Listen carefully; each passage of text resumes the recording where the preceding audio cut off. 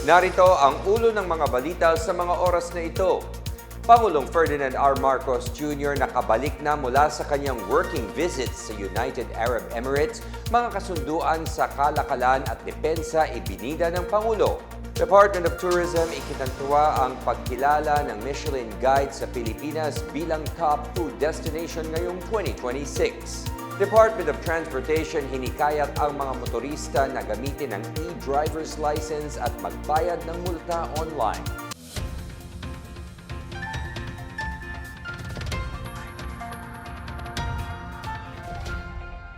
Ako po si William Teo para sa PNA Headlines. Nakabalik na si Pangulong Ferdinand R. Marcos Jr. mula sa kanyang 2 araw na working visit sa United Arab Emirates or UAE.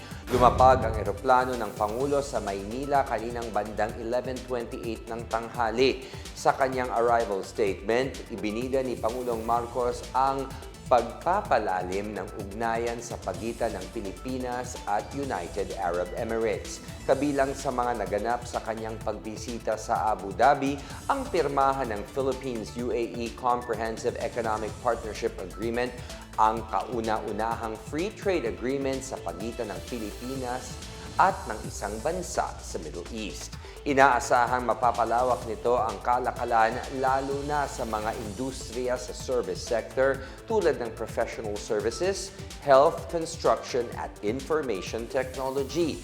Pinirmahan din ang isang Memorandum of Understanding kung saan magkakaroon ng kooperasyon sa paggamit ng teknolohiyang pangdepensa. Mapapalakas nito ang ugnayang militar ng dalawang bansa lalo na sa pagpapaigting ng seguridad na pangdagat, pagsugpo sa terorismo at peacekeeping. Bukod dito, ang pagdalo ni Marcos sa Abu Dhabi Sustainability Week kung saan pinag-usapan ang pagbuo ng mga polisiya tungo sa isang sustainable na kinabukasan para sa lahat ng bansa. Ayon sa Pangulo, naging bahagi ng kanyang working visit ang pagbuo ng kooperasyon sa mahahalagang sektor tulad ng enerhiya, tubig, pananalapi, pagkain at pangangalaga sa kalikasan. Nagpasalamat ang Pangulo kay President Sheikh Mohammed bin Zayed Al Nahyan at sa gobyerno ng UAE sa pangangalaga sa kanilang relasyon. Tiniyak ni Marcos na patuloy na palalakasin ng Pilipinas ang ugnayan nito sa mga partner country para mapaunlad ang ekonomiya at makamit ang kapayapaan at katatagan para sa mga Pilipino. Samantala, ikinatuwa ng Department of Tourism or DOT ang pagkilala ng Michelin Guide sa Pilipinas bilang isa sa mga nangungunang food destination sa mundo ngayong 2026. Sinabi ng DOT na iniangat ng pagkilala ng Michelin ang estado ng Pilipinas sa mundo ng gastronomy.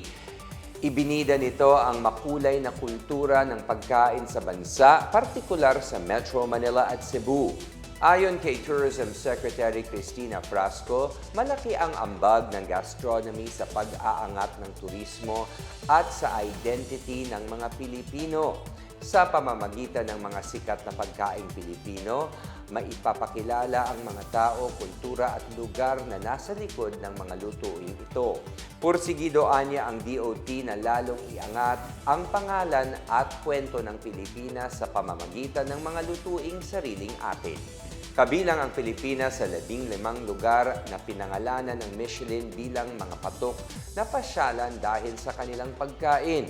Noong Oktubre 2025, 108 kainan sa Manila at Cebu ang napabilang sa rekomendasyon ng Michelin Guide. Bukod dito, pinuri ng Michelin ang balanse ng moderno at tradisyonal na pagluluto mula sa bagong henerasyon ng mga chef na gustong ipakilala ang lutuing Pinoy sa lahat.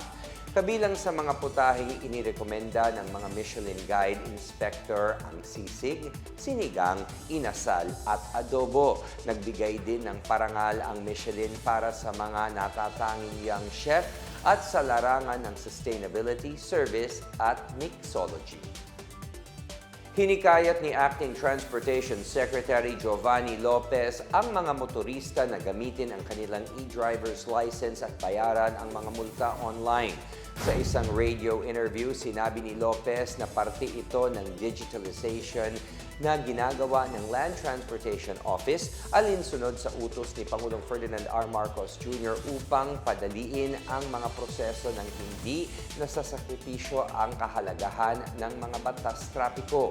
Kapag may ginawang paglabag, kailangan lang ipakita sa enforcer ang e-license na makikita sa Land Transportation Management System portal at sa eGov.ph Super App. Inilabas ang nasabing polisiya sa pamamagitan ng Department of Transportation Department Order Number 2023-015. Sa ilalim ng kautusan, kailangan tanggapin ng mga law enforcement officers ng LTO at kanilang mga deputized agents ang e-license bilang valid form ng authorization at identification sa paggamit ng sasakyan. Hinikayat din ni Lopez ang mga motoristang nakatanggap ng ticket or temporary operator's permit na magbayad ng kanilang multa online.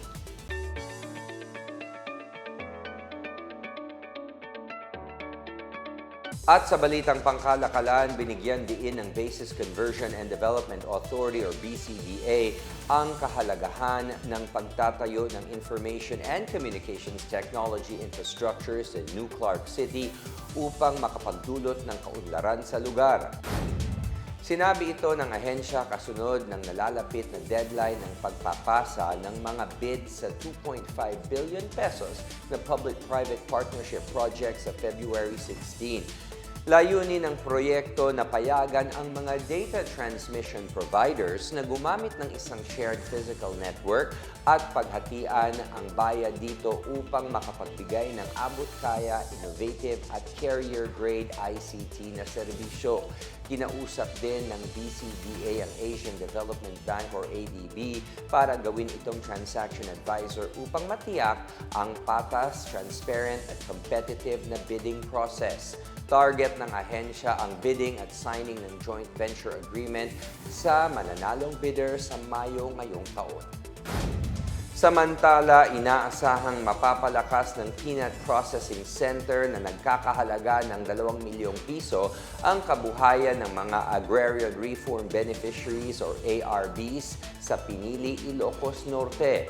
Binuksan ang pasilidad ng Department of Agrarian Reform sa pagkikipagtulungan sa lokal na pamahalaan ng Pinili ng Buanga Agrarian Reform Cooperative. Pinondohan sa ilalim ng Village Level Farm-Focused Enterprise Development Program, ibinigay ang pasilidad sa mga magsasaka at miyembro ng Dalayap Agrarian Reform Community. Sa tulong ng Processing Center, magbibigyan ng kakayahan ang mga magsasaka na epektibong makakapag-produce ng mga peanut products gaya ng peanut butter, adobo peanuts at sugar-coated peanuts. Mapapaunlad din nito ang kalidad ng mga produkto, mababawasan ang post-harvest losses at mapapalawak ang access sa mga pamilihan. Ayon kay Regional Director Maria Ana Francisco, pinapakita ang kolaborasyon kung paano mapapaunlad ng pamahalaan at mga komunidad ang kabuhayan ng mga magsasaka. At yan ang pinakabago at pinakamainit na balita sa mga oras na ito, hatid sa inyo ng PNA Headlines. Para sa iba pang mga balita at impormasyon, bisitahin lamang ang aming website pna.gov.ph o ang aming Facebook at X account na Philippine News Agency.